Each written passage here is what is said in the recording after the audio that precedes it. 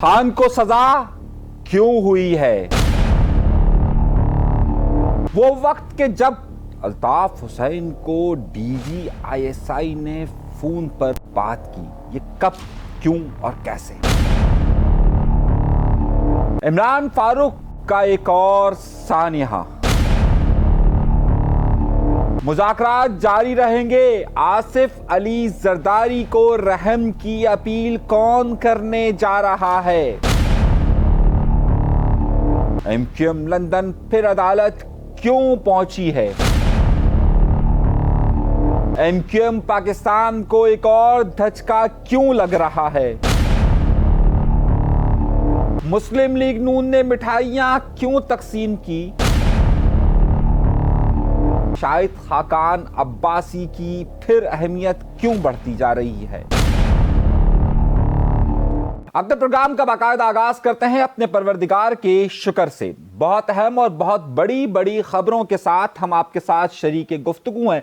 इससे पहले कि हम अपनी गुफ्तगू का आगाज करें, मेरी आपसे एक छोटी सी दरख्वास्त जो हमेशा रहती है और हमेशा आपसे कहता हूं कि अगर आपने चैनल सब्सक्राइब नहीं किया तो सब्सक्राइब का बटन जरूर दबाइए। डरिए मत, कोई लापता नहीं करेगा, इतनी तो अपने अंदर हिम्मत जरूर पैदा कीजिए, बटन जरूर प्रेस कीजिए। आइए गुफ्तगू के सिलसिले का बाकायदा आगाज करते हैं और बड़ी अहम खबर की तरफ चलते हैं। आज की जो सबसे बड़ी ब्रेकिंग न्यूज दी जा रही है, जो मेरे लिए बिल्कुल भी हैरत का बाइस नहीं बनी है, वो इमरान खान को होने वाली सजा है। दर हकीकत मैं आपको इसलिए बता रहा हूं कि मुझे इस हवाले से हैरत नहीं हुई, बल्कि पूरे पाकिस्तान के अंदर किसी को भी इस बारे में हैरत नहीं हुई होगी कि इमरान खान को सजा हो गई। आखिर ये मामला है क्या और सजा होने पर सब हैरत ज़दा क्यों नहीं है? ये बात भी बहुत ज़्यादा वजाहत तलब है और कुछ मामलात अहम है। आइए इस पूरी गुफ्तगू को आगे की तरफ बढ़ाते हैं। सबसे पहला नुक्ता और सबसे अहम बात, आज इमरान खान को 190 मिलियन पाउंड केस में सजा हुई और सजा हुई 14 साल और बुशरा बेगम को 7 साल की सजा हुई। सबसे पहले समझते हैं इस मसले को और इस मसले को समझने के बाद हम आगे की तरफ चलते हैं कि आखिर ये सजा हुई क्यों है, इसको समझते हैं। ये 190 मिलियन पाउंड का मसला है क्या? 190 मिलियन पाउंड का मसला यह है कि इस वक्त के एक बहुत बड़े बिजनेसमैन जो सबको अपनी कठपुतलियों की तरह उंगलियों पे नचाते हैं, मलिक रियाज, यानी कि मलिक रियाज साहब किसी से बहरिया टाउन के मालिक, किसी से ठके छुपे नहीं है। इन्होंने ना गैर कानूनी तौर पर तकरीबन 19 करोड़ पाउंड, 19 करोड़ पाउंड कितनी रकम बनती है भाई? 19 करोड़ पाउंड, जिसे 190 मिलियन पाउंड कहा जाता है। दर हकीकत ये 19 करोड़ पाउंड है और 1 पाउंड जो है वो इस वक्त तकरीबन 400, 350, 400 रुपए के करीब करीब ये मूव करता है। और अगर आप इस हवाले से इस रकम का अंदाजा करें तो ये अरबों रुपए में जाती है, यानी कि अरबों रुपए से भी अगर मैं आपको अंदाजा बताऊं तो तकरीबन यानी 19 करोड़ की रकम जो है वो, अगर आप इसको सिर्फ 100 रुपए के हिसाब से भी अगर आप देखें तो 19 अरब होती है।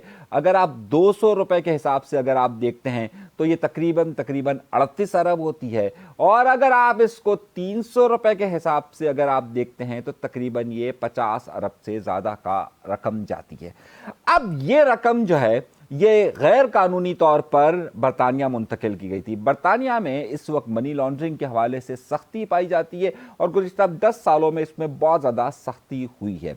इमरान खान की हुकूमत थी और इमरान खान की हुकूमत को NCA ने, यानी कि जो बरतानिया की एजेंसी है, उसने ख़त लिखा और कहा कि ये हमें 19 करोड़ पाउंड हमने गैर कानूनी तौर पर जब्त किए और हम ये चाहते हैं कि ये पाकिस्तान की हुकूमत को मुंतकिल कर दिए जाएं। अब जब ये पाकिस्तान की हुकूमत को मुंतकिल करने थे तो उस वक्त क्योंकि शहजाद अकबर साहब जो कि तहरीक इंसाफ के रहनुमा भी है, आजकल बाहर भागे हुए हैं और वो उस वक्त ये मनी लॉन्ड्रिंग के हवाले से काम करते थे। ये गए लंदन और लंदन जाकर इन्होंने ये कहा कि हाँ, ये आप पाकिस्तान के अकाउंट में शिफ्ट कर दें। ये हो गई पहली बात। जब ये पाकिस्तान के अकाउंट में शिफ्ट करने की बात आई तो यकीनी तौर पे पाकिस्तान का जो अकाउंट नंबर 1 कहलाता है, यानी कि जिसे पाकिस्तान की रियासत का अकाउंट कहते हैं, उसमें ये पैसे आने चाहिए थे। लेकिन इन्होंने दस्तखत ये किए कि जनाब इसे हम मुंतकिल कर रहे हैं एक और अकाउंट। अब वो अकाउंट कौन सा है, जरा सा इसको समझिए। वो अकाउंट था मलिक रियाज का। कराची की जो गैर कानूनी जगहों पर जो कब्जा किया गया था और जिससे बहरिया टाउन बना है, उस पर सुप्रीम कोर्ट ने कहा था कि इन्हें तक अरबों रुपए का हर्जाना किया था और कहा था ये अरबों रुपए वो अदा करे। अब जब ये अदा करने की बात आई तो अब ये कर्ज उनका था और ज़ाहिर है उनको सुप्रीम कोर्ट को अदा करना था और सुप्रीम कोर्ट बाद में ये दीगर पाकिस्तान के जो इदारों तक इनको मुंतकिल करना था। इन्होंने ये किया कि वो अकाउंट उठाकर मलिक रियाज का जो उधार देना था या जो मलिक रियाज पर जो फाइन लगा हुआ था वो जो देना था वो उसको अदा कर दिया और सुप्रीम कोर्ट के उस अकाउंट में पैसे डाल दिए। दर हकीकत ये पैसे आने चाहिए थे स्टेट बैंक के पास और ये पैसे इन्होंने मुंतकिल कर दिए यहां पर। अब इन्होंने ये अकाउंट यहां पर क्यों मुंतकिल किए? इस हवाले से कहा जाता है कि बाकायदा काबीना की मंजूरी ली गई और मलिक रियाज का उधार उतारा गया कि जो कि सुप्रीम कोर्ट के अंदर इनको पे करना था या पैसे देने थे। अब ये है असल में, और इसके बदले इन्होंने, ये बात साबित हुई कि इसके बदले इन्होंने एक यूनिवर्सिटी के लिए एक जगह खरीदी और उसका जो फंड है 85 करोड़ रुपए वो भी इनको मुंतकिल किया गया। अब ये बड़ा सवाल था और जाहिर सी बात है कि आपको जो पैसा सुप्रीम कोर्ट, जो पैसा आपको स्टेट बैंक को देना था यानी कि पाकिस्तान को देना था, वो आपने मलिक रियाज को कर्जे में दे दिया। ये आपने इख्तियारात का नाजायज इस्तेमाल किया। और दूसरा सवाल ये था कि जनाब ये पैसा आपने जो यूनिवर्सिटी ली है उस यूनिवर्सिटी में, अब तहरीक इंसाफ ये मौक़िफ़ कहती है भाई हमने यूनिवर्सिटी अच्छे काम के लिए पैसे लिए थे ना। अब बात अच्छे काम के पैसों की नहीं है। दर हकीकत वो जो 19 करोड़ पाउंड थे वो पाकिस्तान के पास आते और मलिक रियाज अपना कर्ज जो इन्होंने बहरिया टाउन पर कब्जा किया था वो अलग पैसे देते, लेकिन जाहिर है वो मलिक रियाज को बचाने के लिए सारे मामला हुए और इसके बदले उन्हें उस यूनिवर्सिटी की जगह, उनको पैसे, उनको सब कुछ चीज़ें वो मलिक रियाज ने, हीरो के हार वगैरह वगैरह जो कुछ भी था वो उनको मुंतकिल किया गया। ये वो केस था कि जिस पर इनको सुना गया और इनको ये सजा हुई है। अब क्योंकि ये केस था, इसमें गवाहान सारे पेश हुए क्योंकि उस वक्त जो लोग काबीना में मौजूद थे उन सब ने इसकी गवाही दी। मामला ये था सारा कि अब इस मामले में इनको सजा क्योंकि बार बार पोस्टपोन हो रही थी। हमारे यहाँ पर आप बड़े से बड़ा जुर्म कर लें, बड़े से बड़े से मामला हो जाते हैं, लेकिन सजा नहीं होती है। सजा होती है हमारे यहाँ पॉलिसी पर। अगर पॉलिसी है तो सजा होगी, अगर नहीं है तो फिर नहीं होगी। ये एक आम सा उसूल है कि आप बड़े से बड़ा जुर्म कर लीजिए और अगर आपके ऊपर हाथ है, यानी मिसाल के तौर पर खान साहब के ज़माने में खुद खान साहब ने जो है वो पार्लियामेंट पर हमला हुआ, सब कुछ हुआ, लेकिन क्योंकि हाथ था तो जाहिर हाथ है तो फिर आप पर वो तमाम केस नहीं होते और आपको बरी कर दिया था। लेकिन इसी तरीके से मुस्लिम लीग नून है, मुस्लिम लीग नून पर जब हाथ नहीं था तो उनको अकामे पर सजा हो जाती है और अगर जब हाथ आ जाता है तो शहबाज शरीफ पर फर्द जुर्म आयद हो जाता है, उनको जुर्म की सजा हो जाती है, लेकिन वो वजीर आज़म बन जाते। तो ये तो आपके ऊपर होता है कि जब आपके ऊपर हाथ होता है तो हो जाता है। अब हुआ ये कि ये कहा जा रहा था कि अब इनके ऊपर हाथ आ गया, इनके मुज़ाकरात हो गए और इसीलिए फैसला पोस्टपोन्ड हो रहा है और ये फैसला नहीं सुनाया जाएगा। पहला नुकता। दूसरा इसमें यह पहलू था कि जनाब क्या वाकई में, अब यहां से हम पहले सवाल का जवाब देते हैं फिर दूसरी बात कर देते हैं। देखिए मुज़ाकरात नहीं हुए थे, मैंने आपको पहले भी कहा था कि इनके कोई मुज़ाकरात नहीं हुए, बल्कि हुआ ये कि इनको एक मीटिंग रखी गई थी और वो मीटिंग रखी गई थी अमन व अमान के हवाले से खैबर पख्तूनख्वा के अंदर, जहां पर मुख्तलिफ सियासी रहनुमाओं को बुलाया गया था, जिसमें हाफिज़ नईमुर रहमान थे, जिसमें गवर्नर KPK थे, जिसमें वजीर आला KPK के यानी अली अमीन गंडापुर थे। इन सबको बुलाया गया था। अब हुआ क्या यहाँ पर, जरा सा मैं आपको पूरी तफसीला बता रहा हूँ। तो इनसे कहा गया भाई तहरीक इंसाफ की, मैं तो वजीर आला की हैसियत से बैठा हूं, तहरीक इंसाफ की तरफ से भी किसी को बैठना चाहिए। तो अब तहरीक इंसाफ से बैठने के लिए इन्होंने, अली अमीन गंडापुर ने सिफारिश की कि बैरिस्टर गौहर को बुलाया जाए। अब जब ये बैरिस्टर गौहर को बुलाने की बात हुई तो उस वक्त ये अडियाला जेल के अंदर मौजूद थे। जब बैरिस्टर गौहर को वहां पर पैगाम दिया गया कि आपको इस मीटिंग के लिए आना है, तो उन्होंने ये बात इमरान खान को बताई और वहां से ये बात लीक होकर मीडिया में चली गई कि जनाब ऐसी कोई मुलाकात हो रही है। खुसूसी तौर पर KPK की हुकूमत ने अपना हेलीकॉप्टर वहां पर भेजा और उस हेलीकॉप्टर में बैरिस्टर गौहर जो है वो वहां पर गए और वहां पर जाकर जब ये अंदर दाखिल हुए तो उनके अलग सलेक हुए, हाँ भाई कैसे हैं आप, ठीक हैं। और उसके बाद जब मुलाकात ख़त्म हो गई, जिसमें तमाम सियासी रहनुमा थे, हाफिज़ नईमुर रहमान, एमल वली, अमीर मकाम, सब लोग मौजूद थे। जब मुलाकात ख़त्म हो गई तो उन्होंने कहा सर हमें आपसे कुछ 2 मिनट के लिए बात करनी है। चलते चलते के 2 मिनट के लिए उनकी बात हुई। उन्होंने कहा कि जनाब इमरान खान को रिलीज़ करने की बात की जाए। अच्छा, ये खबर मीडिया में पहले ही आ गई कि जनाब इनकी मुलाकात हो रही है। ये मुज़ाकरात नहीं थे, ये डायलॉग थे। अब होता यह है कि जब इस तरह की गुफ्तगू होती है ना, तो पाकिस्तान की जो मुक़तदरा क़ुव्वतें ये कोशिश करती हैं कि बात फिलहाल लीक ना हो। इससे उनकी क्रेडिबिलिटी का एक बड़ा सवाल होता है कि जनाब आपने बात इस तरीके से करती। और ये बात बहुत मायूब समझी जाती है। जो मुज़ाकरात या मामलात का सिलसिला था, जब यह बात तहरीक इंसाफ के ज़रायों से लीक की गई और फिर इमरान खान ने इसकी कंफर्मेशन की और इमरान खान ने कहा कि जनाब हमें तो बहुत खुश आइंदा है। अच्छा, क्योंकि वही जिनको जंगल का बादशाह कहते थे उन्होंने बुला दिया, तो अब वो बातचीत नहीं कर रही थी, वाह वाह हमारी बातचीत हो गई, वाह वाह हमारी, इनसे कंट्रोल ही नहीं हुई वो बात और इन्होंने लीक कर दी। इस बात को बुरा महसूस किया गया और जब बुरा महसूस किया गया तो फिर जाहिर है ये इस वक्त जो पॉलिसी अगर कहीं भी जा रही थी कि जनाब बड़ा रिलैक्सेशन मिल जाएगा, बड़ा रिलैक्सेशन मिल जाएगा, वो नहीं हुआ और फिर इसका नतीजा ये आया कि फैसला सुना दिया गया। अब इस तरह की सूरत हाल हो जाती है। आमतौर पर जब आपको बात करनी होती है, बहुत सारी बातें ऐसी होती है जो आपको खुफिया रखनी होती है और बाज़ औक़ात बहुत सारी बातें आपको बता देनी होती है। मिसाल के तौर पर मैं आपको एक छोटी सी बात बताता हूँ। आमतौर पर छोटी छोटी बातें ही फिर मुज़ाकरात के सिलसिले को ख़त्म कर देती है और वो जो बातचीत का आगाज़ भी हो रहा होता है वो तमाम की तमाम चीज़ें चली जाती हैं। मिसाल के तौर पर MQM जब एक हुआ करती थी और अल्ताफ़ हुसैन साहब जब उनकी सरबराह हुआ करते थे सन 2014 और 15 में, उस वक्त MQM के ख़िलाफ़ एक ऑपरेशन का सिलसिला शुरू हुआ था और उस वक्त MQM को बड़ा ही ये मामला था कि जनाब हमारे लोगों को मारा जा रहा है, हमारे लोगों को मारा जा रहा है और हमारे खिलाफ एक ऑपरेशन हो रहा है। और उस पर 2014 और 15 के अंदर अल्ताफ़ हुसैन साहब की तरफ से उस वक्त के जो DG रेंजर्स थे, उस वक्त के जो ISI के सरबराह थे, DG रेंजर्स उस वक्त बिलाल अकबर थे, DG ISI उस वक्त जो DG रेंजर्स थे वो हटकर रिजवान अख्तर साहब बन चुके थे, तो ये बड़ा मसला हुआ करता था। अच्छा, उस सारी सूरत हाल में उस वक्त इशरतुल इबाद साहब वहाँ पर मौजूद होते थे गवर्नर के तौर पर। तो एक बार ये हुआ कि इशरतुल इबाद साहब से मिलने के लिए आए रिजवान अख्तर साहब और रिजवान अख्तर साहब ने कहा कि जनाब ये देखिए इस वक्त बड़े मसले चल रहे हैं सिक्योरिटी के। उस वक्त APS नया नया हुआ था और अल्ताफ़ हुसैन साहब की तरफ से इस तरह के बयानात का सिलसिला आ रहा है और इसे किसी तरीके से रुकवाया जाए। तो उस वक्त अल्ताफ़ हुसैन साहब की बराह रास्त बात इशरतुल इबाद साहब ने करवाई थी DG ISI जो उस वक्त थे रिजवान अख्तर साहब से, और उस वक्त मामलात को कहा गया कि हाँ भाई ठीक है, अब ये मामलात को हम रफा दफा की तरफ चलते हैं और मामलात को एक तरफ रख देते हैं। अच्छा, अब हुआ ये कि बिल्कुल इसी तरह की गुफ्तगू थी ये सारी जिस तरीके से अभी ये बात की गई, लेकिन ये बातें आगे सस्टेन नहीं कर सकी और छोटी छोटी बातों पर फिर इख्तलाफ होना शुरू हुआ और फिर अगले 1-2 महीने मामला ठीक रहे और फिर तीसरे महीने के अंदर मामला बहुत ज़्यादा बिगड़ गए थे। अब उस वक्त तक ये खबर ज़ाहिर बाहर लीक नहीं की गई थी कि जनाब इस तरह की कोई गुफ्तगू हुई है या इस तरह की बातचीत हुई है, लेकिन ज़ाहिर दोनों तरफ से खामोशी इख्तियार कर ली गई थी और जब खामोशी इख्तियार कर ली गई तो ये समझा गया कि चलिए अब मामला ठीक चल रहे हैं, लेकिन फिर कुछ ऐसे वाक़यात हुए कि जिसकी वजह से मामला बिगड़ कर गए। ये मामला के अंदर की भी बिल्कुल खामोशी इख्तियार करने की ज़रूरत थी, लेकिन इस मामले को इस तरीके से उठाकर किया गया कि इसका नतीजा ये निकला कि जो मामला चलने भी चल रहे थे वो नहीं हो रहे। अच्छा, दो चीज़ों का बड़ा फ़र्क है। अब जो इस वक्त मुक़तदरा क़ुव्वतों की कोशिश है कि इन्हें पॉलिटिकली इंगेज किया जाए, यानी कि सियासी तौर पर इनके साथ थोड़े से गुफ्तशनीद की जाए, पॉलिटिकल इंगेज किया जाए, लेकिन मुज़ाकरात का सिलसिला आगे ना बढ़ाया जाए। अब जो मुज़ाकरात तो जो इस्टेब्लिशमेंट के साथ इनके मुज़ाकरात हो रहे थे उसको, या जो डायलॉग का सिलसिला शुरू होने वाला था उसको एक धचका लगा।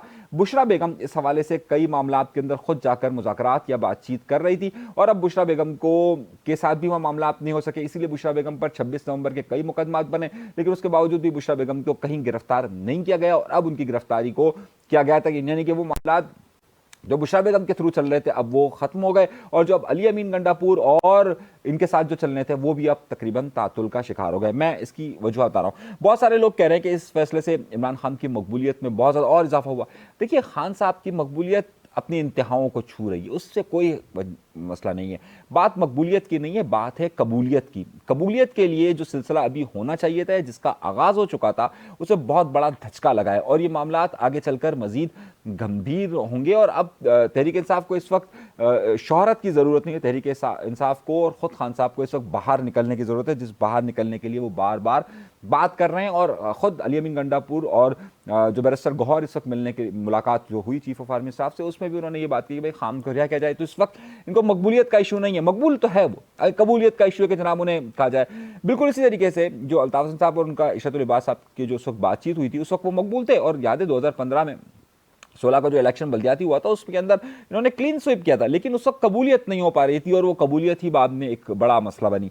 बिल्कुल इसी तरीके से यहाँ पर सारी सूरत हाल है और ये कबूलियत का मामला अब आगे चलकर मजीद गंभीर होगा। और जो लोग ये समझते हैं कि जनाब ये बहुत आसानी के साथ काम हो जाएगा, जो मुज़ाकराती टीम है उसको भी जो TRO टर्म जो दिए गए यानी कि जो उस मुज़ाकरात के लिए जो पहलू दिए गए हैं, ये बिल्कुल तहरीक इंसाफ ने सिर्फ उन नुकात पर बातचीत और जुडिशल कमीशन बनाने की बात की है कि जो उनके मफाद में हो। अब ज़ाहिर है हुकूमत ये नहीं चाहेगी। और इसमें मैं आपको एक और बात बताऊं, इसको अब रजिस्ट जो करेगा ना आगे चलकर एमक्यूएम पाकिस्तान का बड़ा किरदार होने वाला है अगले हफ्ते के अंदर, आप देखिएगा। क्योंकि इसको जो अब रिजेक्ट करेगी ना वो छोटी जमातें करेगी और जो छोटी जमातों से करवाया जाएगा, ये एक पॉलिसी मैटर्स होते हैं कि जिसको आपको नजर आएगा कि जनाब ये एमक्यूएम पाकिस्तान अब इसकी मुखालफत करेगी, ये कैसे हो सकता है, ये तो इस तरह के मामला आते हैं, ये तो ऐसे मामला आते हैं। तो बहरहाल उसकी ये चीज़ें सामने आएगी और बात होगी। एक नुकता ये हो गया। तो जो ये खबरें आ रही है तो मुझे किसी को भी हैरत इसलिए नहीं हुई क्योंकि जो मुज़ाकरात के सिलसिले की बातें कही जा रही थी, खबर अभी बाहर नहीं आनी चाहिए थी। और जो बाहर आई है और जिसको जिस तरीके से पेश किया गया है, ये मुनासिब कुछ लोगों को शायद ना लगा और ये मामला इसी तरफ तातुल का शिकार गए। अब ये कहा जा रहा है कि जनाब हाई कोर्ट में चले जाएंगे, तो हाई कोर्ट में ज़ाहिर है हाई कोर्ट में जाएंगे तो हाई कोर्ट नैब के केसेस को उड़ा देता है। मेरे ख्याल से इनकी जमानत उसके अंदर हो जाएगी, लेकिन उसके बाद कभी एक नया केस तैयार होगा जून जुलाई से पहले। ताहाल आप ये नहीं तस्वुर कर सकते कि खान साहब की रिहाई फिलहाल फौरी तौर पर कोई मुमकिन है, वो उसकी कोई गारंटी लेने के लिए तैयार नहीं है। खान साहब ने एक बार फिर एतमाद को ठेस पहुंचाया कुछ लोगों की कि जनाब आप कुछ तो रुक जाया करें, आप जो है वो फ़ौरन चढ़ाई शुरू कर देते हैं। ये बात फिर एक बार पसंद नहीं की गई है। ये मैं आपको बहुत वाज़े तौर पर बता रहा हूँ। मेरी कई सहाफ़ियों से, कई लोगों से गुफ्तगू हुई है, उनका कहना है कि ये बात पसंद नहीं की गई और खान ने एक बार फिर एतमाद को तोड़ा है कि जो बातें नहीं करनी चाहिए वो बातें कर देते हैं। तो ज़ाहिर है फिर ये मामलात इसी तरीके से चलते रहते हैं। एक और बड़ी खबर की तरफ चलते हैं। डॉक्टर इमरान फारूक साहब, डॉक्टर इमरान फारूक साहब जो हैं वो उनके वालदा का इंतकाल हो गया है और अब 17 तारीख को जो है वो उनकी आज 17-18 तारीख को शायद उनकी तदफीन का सिलसिला है और लियाकताबाद में इनकी रिहाइश थी। तो अब देखना यह है कि डॉक्टर इमरान फारूक की हवाले से उनकी वालदा के इंतकाल पर, क्योंकि उनका बड़ा एक किरदार रहा है उनके वालिद और वालदा का, इमरान फारूक साहब का, खुसूसन 1984 से के बाद और ख़ास तौर पर 92 के जो एमक्यूएम पर ऑपरेशन हुआ था उसके बाद इनकी वालदा का बड़ा अहम किरदार रहा। बहुत सारे मामलात के अंदर उनकी रही शिरकत। तो अब देखना यह है कि वहाँ पर कौन कौन पहुँचता है और किस किस तरीके से पहुँचता है और क्या क्या करता है, क्योंकि ये भी एक बड़ी खबर का जुज़ होगा और एक अफसोसनाक कहानी है। लेकिन बहरहाल अल्लाह ताला उनको मग़फ़रत करे और अब देखते हैं कि उसमें क्या सिलसिला होता है। अगली खबर की तरफ आते हैं और वो है, हाँ एक खबर रह गई उस सिलसिले में। आपको मालूम है कि एक नया मशवरा ये दिया गया है इमरान खान के हवाले से कि आसिफ अली ज़रदारी के पास एक सदारती इख्तियार होता है और सदारती इख्तियार के मुताबिक आसिफ अली ज़रदारी साहब जो सदर पाकिस्तान है इस वक्त, वो बहुत सारे लोगों के केसेस माफ़ कर सकते हैं। तो वफाकी वज़ीर हैं इस वक्त, उन्होंने कहा है कि जनाब हमारा मशवरा ये है कि इमरान खान साहब माफ़ी की दरख्वास्त एक लिख कर लेकर जाएं और इमरान खान आसिफ अली ज़रदारी से दरख्वास्त करें, आसिफ अली ज़रदारी जो है वो माफ़ कर देंगे। अच्छा ये मुमकिन होता हुआ नज़र नहीं आ रहा, लेकिन हो भी सकता है। अब हो किस तरीके से सकता है कि हो इस तरीके से सकता है कि भाई इस वक्त इमरान खान साहब के पास कोई रास्ता नहीं है। अब वो देखिए ये सारा फैसला है, लेकिन उसके बावजूद भी खान साहब उन लोगों से मुज़ाकरात करें, हम मुज़ाकरात नहीं रोकेंगे, सही है, हम बातचीत करते रहेंगे जैसे भी फैसले आते रहें, लेकिन हम बातचीत करते रहेंगे। और इसी तरीके से हो भी सकता है कि जनाब वो दरख्वास्त लेकर जाएं और आसिफ अली ज़रदारी साहब, जिसको वो कहते थे मेरी बंदूक की नशिस्त पर है, वो उनसे बात भी कर सकते हैं। तो ये भी मामला हो सकता है। अगली खबर की तरफ आते हैं और वो चंद अहम और बड़ी खबरें। फैसल वावड़ा साहब ने बड़े इंकशाफात किए। फैसल वावड़ा साहब के मुतालिक ये कहा जाता है कि उनके ऊपर इस्टेब्लिशमेंट का खुसूसी हाथ है, बल्कि वो इस्टेब्लिशमेंट के तर्जुमान के तौर पर समझे जाते हैं। इस वक्त पूरे पाकिस्तान के अंदर अगर मीडिया की कोई अव्वलीन पसंद है तो वो फैसल वावड़ा है। ज़ाहिर है वो आते हैं तो उसके बाद उनकी रेटिंग भी बढ़ जाती है और चीज़ें भी बढ़ जाती हैं। फैसल वावड़ा साहब ने कहा कि जनाब ये तो होना ही होना था, मैंने पहले कह दिया था कि फैसला होना है।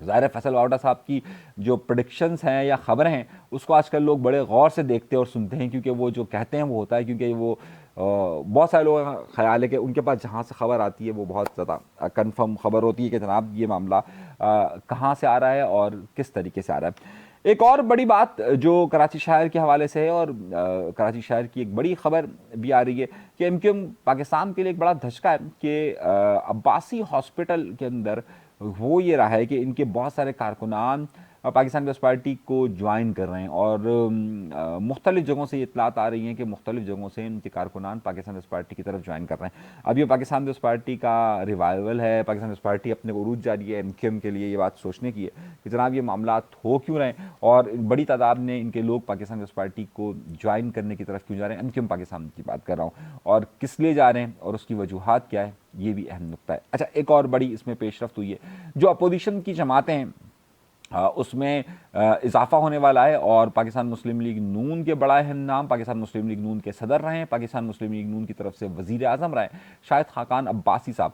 शाहिद खाकान अब्बासी साहब से इस वक्त अपोजिशन जमातों ने बाकायदा रब्ता किया और तहरीक इंसाफ जो शाहिद खाकान अब्बासी पर जिन्होंने नैब का मुकदमा दर्ज करवाया था और शाहिद खाकान अब्बासी को बहुत बड़े स्कैंडल का कहा था, शाहिद खाकान अब्बासी को जेल डलवा दिया गया था, अब उससे ही PTI की दोस्ती हो गई है। तो यहाँ पर कोई तवक्के नहीं होती कि आज जो जिसका दोस्त है वो कल दुश्मन हो जाए, कल जिसका दोस्त है वो परसों उसका दोस्त हो जाए। तो यहाँ कोई भरोसा नहीं होता कब कहाँ क्या हो जाए, कब कहाँ क्या सुबह हो जाए। खैर, ये सब होता रहता है। अपना बहुत ज़्यादा ख्याल रखिएगा। अल्लाह तबारक व तआला आप सबको खुश खुरम रखे, आबाद रखे, सलामत रखे, कायम रखे। पाकिस्तान जिंदाबाद, पाकिस्तान पाइंदाबाद। और इस खबर के बाद जनाब अगर आपने चैनल सब्सक्राइब नहीं किया तो सब्सक्राइब का बटन ज़रूर दबाइएगा। इजाज़त दीजिएगा, अल्लाह ने के।